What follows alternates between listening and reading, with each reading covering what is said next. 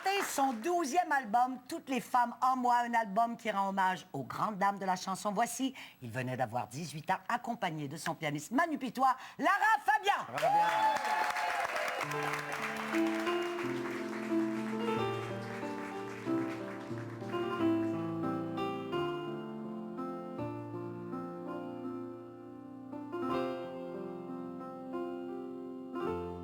Il venait d'avoir 18 ans, il était beau comme un enfant, fort comme un homme.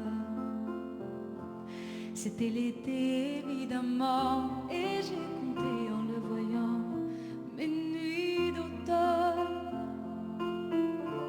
J'ai mis de l'ordre à mes cheveux, un peu plus de noir sur mes yeux. Ça l'a fait rire. Quand il s'est approché de moi, j'aurais donné n'importe quoi pour le séduire. Il venait d'avoir 18 ans, c'était le plus bel argument de sa victoire.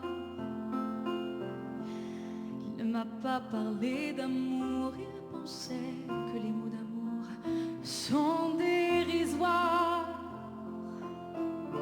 Il m'a dit j'ai envie de toi, il l'avait vu au cinéma, le blé en herbe, au creux d'un lit improvisé, j'ai découvert émerveillé un ciel superbe.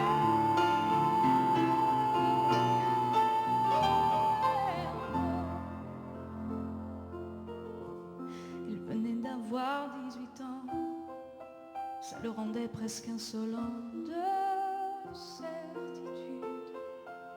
Et pendant qu'il se rhabillait déjà, vaincu je retrouvais ma solitude. J'aurais voulu le retenir, pourtant je l'ai laissé partir sans faire un geste. Il m'a dit, c'était pas si mal, avec la candeur infernale de sa jeunesse. J'ai mis de l'ordre à mes cheveux, un peu plus de noir sur mes yeux. Par habitude,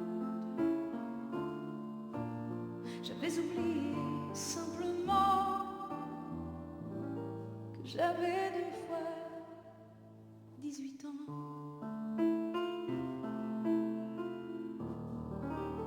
Que j'avais deux fois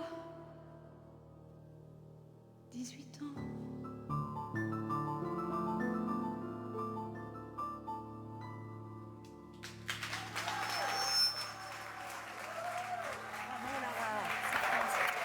Magnifique, très touchant, ainsi que toutes les lettres et toutes les interprétations. On te revoit tantôt. On s'en va et merci à ton pianiste. Manu Pitois. Oui, très beau, les accords, ça bougeait un peu partout. Alors on te revoit et on s'en va à la pause avec l'extrait du clip Soleil Soleil avec quelqu'un que tu as aimé beaucoup. Oh, Nana Mouskouri. Allons-y.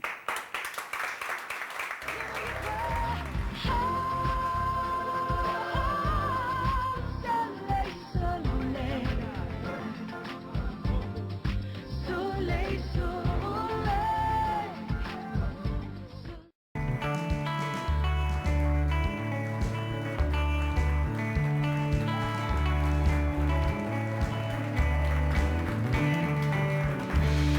Eh bien, France, ils viennent eux aussi d'avoir 18 ans à peine. Ce sont nos petits gars, mesdames et messieurs. Alexis avec Mathieu, sous la direction de Simon Godin, qui est un peu plus âgé. Oui, lui, il a 2 fois 18 ans. Presque. Oui. Presque. Et on accueille, bien sûr, Lara Fabian. Oui. Bonjour. Laura, c'est bien parce que tout à l'heure, France, tu m'as demandé, t'as dit, est-ce que ça te dérange lorsque les gens s'approprient quelque part la chanson? Oui. Et on a un bel exemple, c'était magnifique, magnifique, magnifique. Et non seulement tu te l'es approprié, mais on entendait, comment je te dirais, le texte devenait plus important. Parce que tu chantais tellement bien et tu jouais tellement bien qu'on redécouvre à ce moment-là. Merci, Michel. Quelle jolie. Et c'est comme, et c'est pas un hasard parce que moi j'ai lu toutes les lettres, parce qu'il y a des lettres.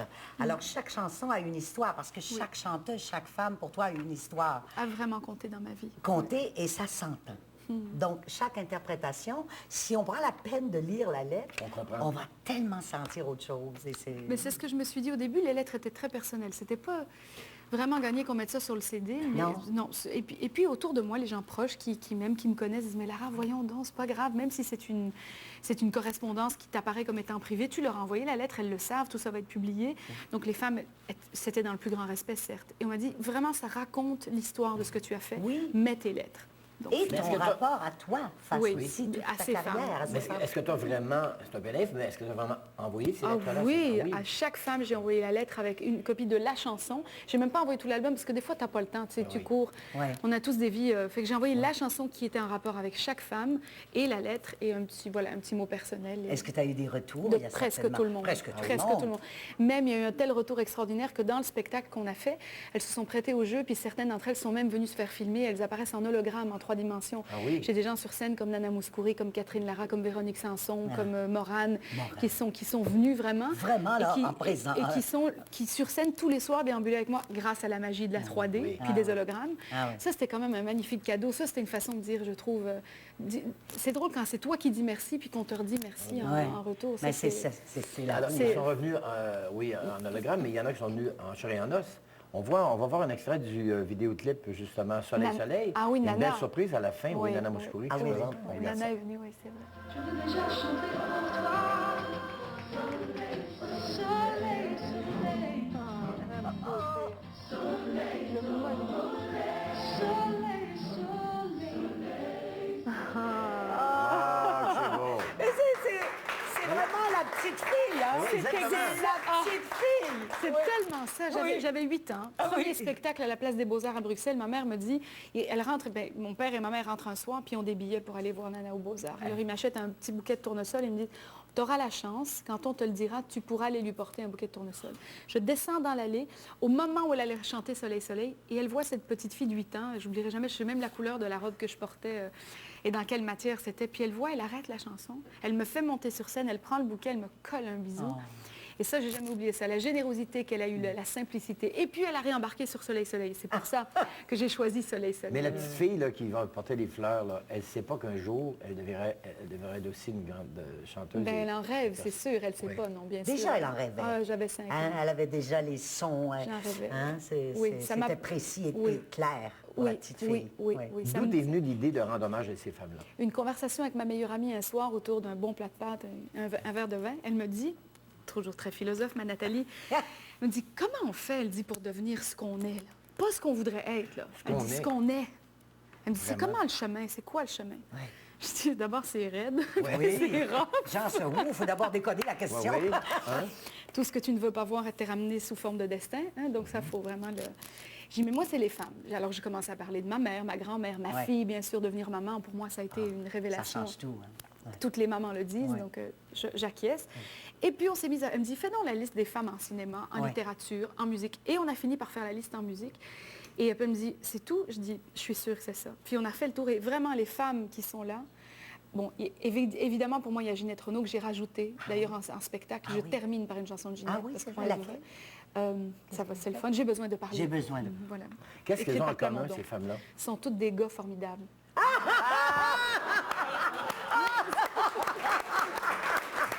C'est vrai.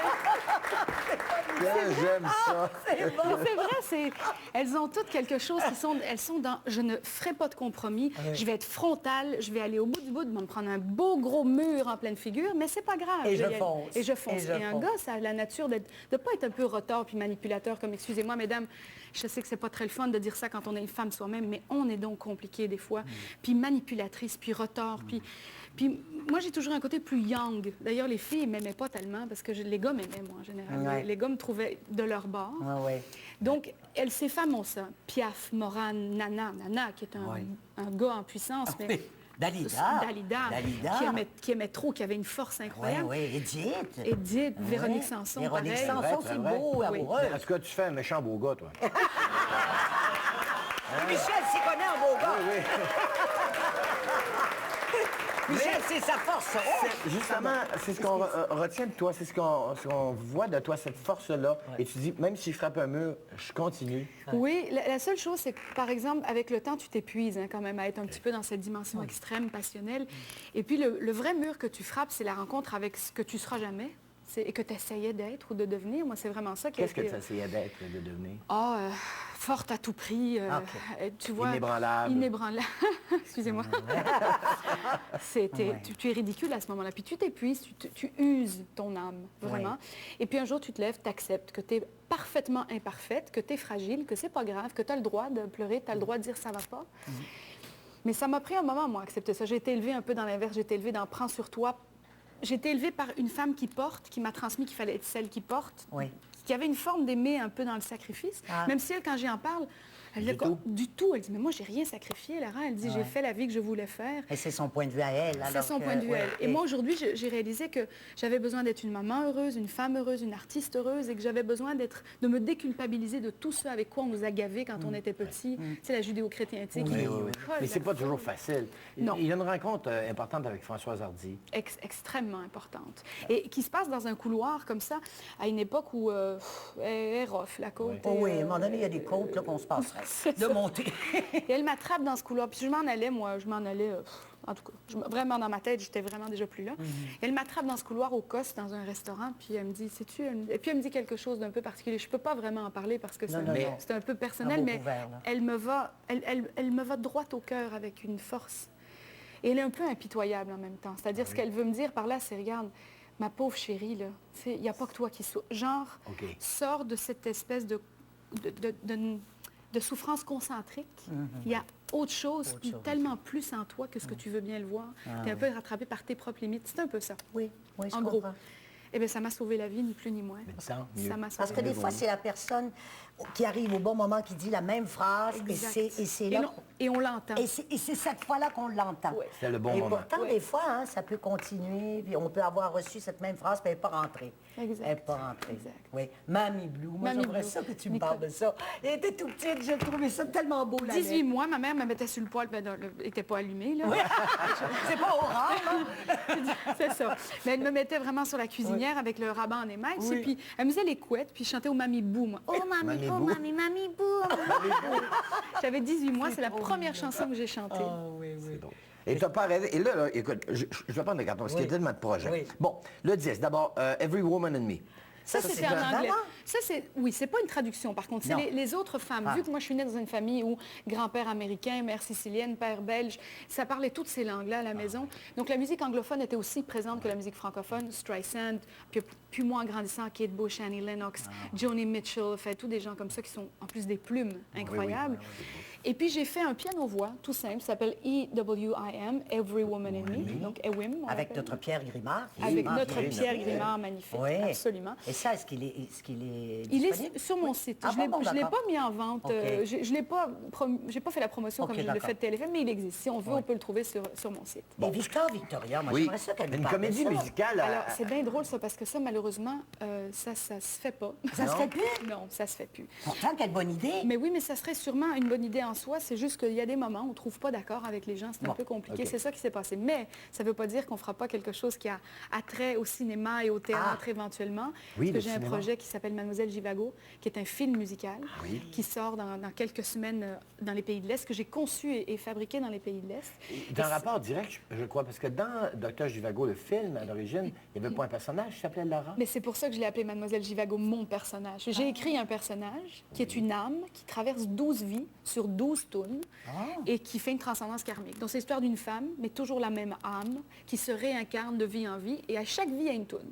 Et ça s'appelle Mademoiselle Givago, et c'est un film musical qui raconte une transcendance karmique. Et la morale de cette histoire, c'est si on pouvait avoir la mémoire de ces vies-là et leur enseignement, et mon Dieu, qu'on vivrait mieux chacune des vies qu'on vit. Moi, je crois à ce fait-là. Très beau. Voilà. Très beau. Merci pour cette belle sagesse.